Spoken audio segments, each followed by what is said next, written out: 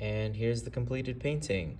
So notice here I've added in blues, which complement the oranges here, right?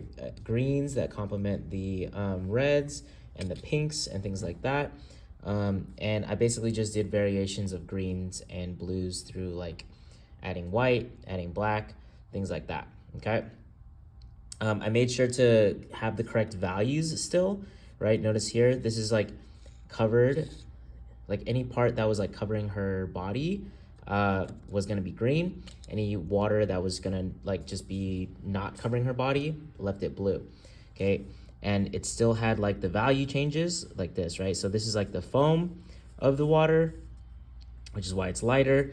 So I also made this green lighter, right?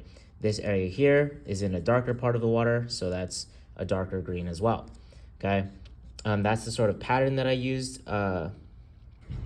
when deciding like if I was gonna use a dark green or a lighter green, as well as some of the blues, right? Some of the blues in the back, or like in the bottom areas underneath the water, those are gonna be darker blues. Lighter blues for the foam, the parts that would have reflected more of the light, okay? Anyway, yeah, notice the effect of that complementary contrast, right?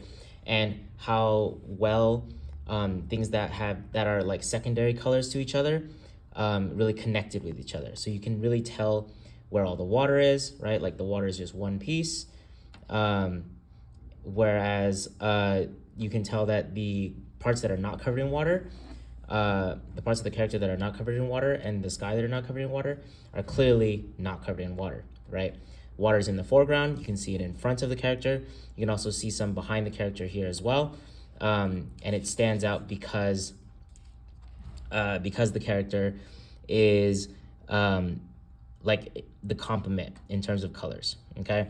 So again, complementary colors create contrast. Secondary colors kind of do the opposite. They don't create contrast.